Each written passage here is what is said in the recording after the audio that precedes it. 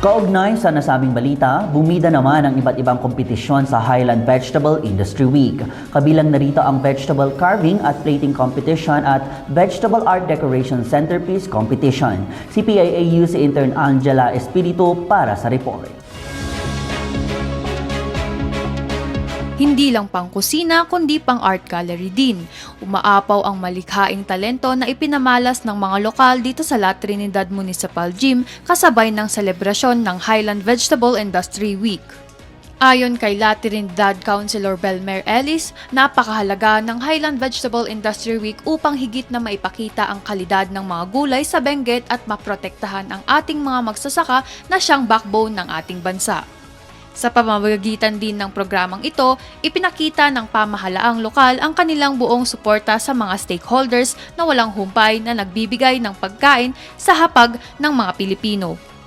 Ayon sa pamahalaang lokal ng La Trinidad, mahalaga ang mga ganitong aktibidad upang ipalaganap ang importansya ng Highland vegetables at protektahan ang kabuhayan ng mga lokal na magsasaka. Layunin ng Highland Vegetable Industry na maipakita ang mahalagang ambag ng industriyang ito sa ekonomiya ng Cordillera at magbigay ng pagkakataon sa mga produkto ng stakeholders na maipakilala sa publiko.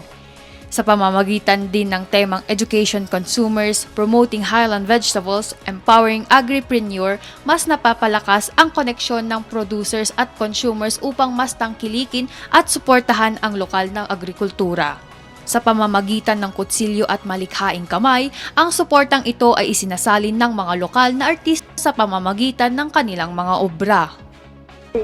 Para ang aking inspiration ay ang mga hardinero, mga farmers, para kahit paano may yung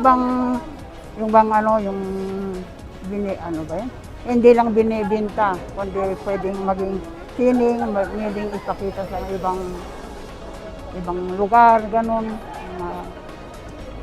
Gagawin mo para sa hindi para sa inyo, para sa sa lahat ng mga nagtatanim ng gulay.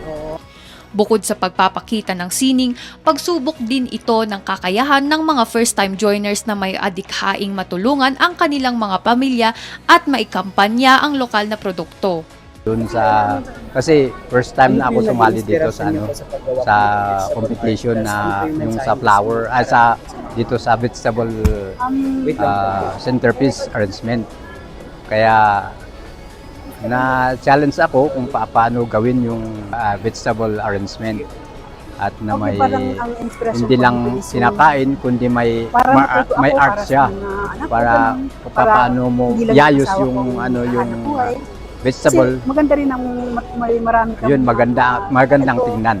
Mga viewers, gusto ko sanang ma-encourage kayo lahat na bibili ng Highland Vegetable dahil nga ito yung product natin. Kaya kailangan tangkilikin natin yung mismong product natin. Mas lalo itong vegetable.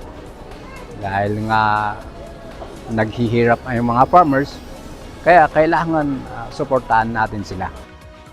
Higit sa lahat, layunin ng aktibidad na ito na imulat at maengganyo ang susunod na henerasyon na mapahalagaan ang yaman ng Highland vegetable sa mas makulay at malikhaing paraan.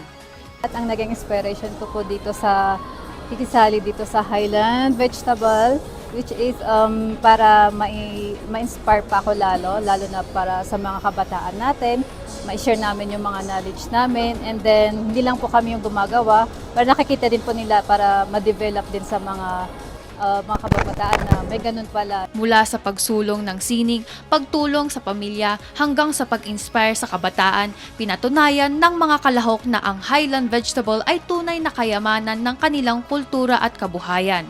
Mula rito sa La Trinidad, Benguet, ako po si PIAUC Intern Angela Espiritu para sa PIA News Cordillera.